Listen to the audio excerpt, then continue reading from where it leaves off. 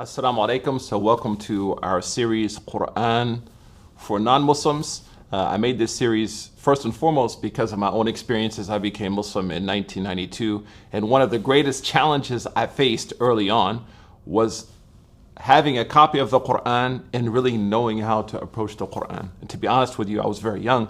I was super intimidated and felt like I was ill-equipped to take on that important journey that ultimately led me to embrace Islam. So first, let me tell you sort of that story. I was 16 years old and I had a very good friend who was Muslim, and I would ask him, I would actually like pepper him with so many questions that are kind of the typical cultural sort of baked questions about terrorism, women, lack of freedom, lack of respect for the intellect, you name it, as only a 16-year-old could phrase it, in Oklahoma of all places.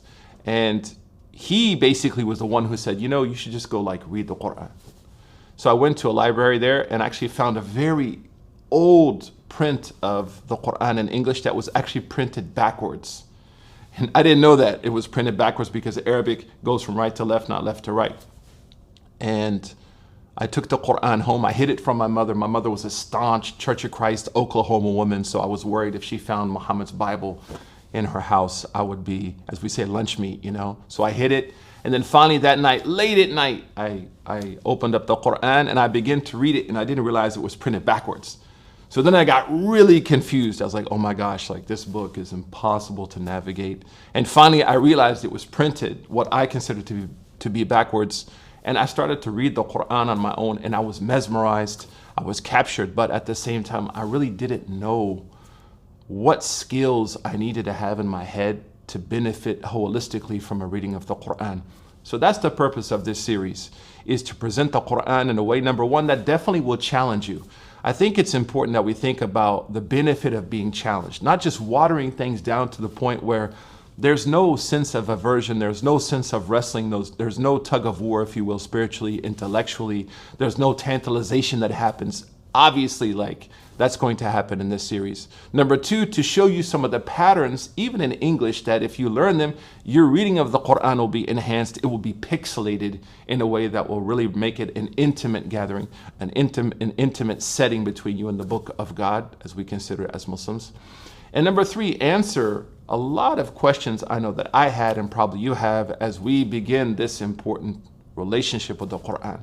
And that's the fourth point that I'll make. You want to see this as a process, not an event, especially after what happened on October 7th and the ensuing sort of genocide in Palestine. Lots of people are coming and asking about the Quran, but they're expecting like fast food. This is not in and out, right? This is not Chipotle. This is not something you just get it and you understand it.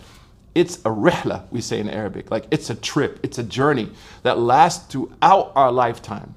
And that ultimately led me, after embracing Islam and being sort of fascinated with the Quran, to study for around 17 years. I was able to memorize the Quran in 2 years. I learned the various ways of reading the Quran, what are called the qira'at, and moved to Egypt and continued to educate myself and came back as an educator. So I hope that God will use me in this short time that we have together to facilitate an entrance into the Quran from the perspective of someone who is very similar to you. Someone who sat there in front of it and was completely successfully confused. So welcome to our series on Quran for non-Muslims. Also, Muslims will be able to benefit as well. So don't think that if you're Muslim, there's not things here that will help you. And what I'm going to do is go through some of the main chapters of the Quran, starting with the first chapter of the Quran, and then around the last 12 chapters of the Quran, to really open up, hopefully, and expand a potential relationship that can be transforming and life-changing. Thank you for listening. Assalamu alaikum wa rahmatullah.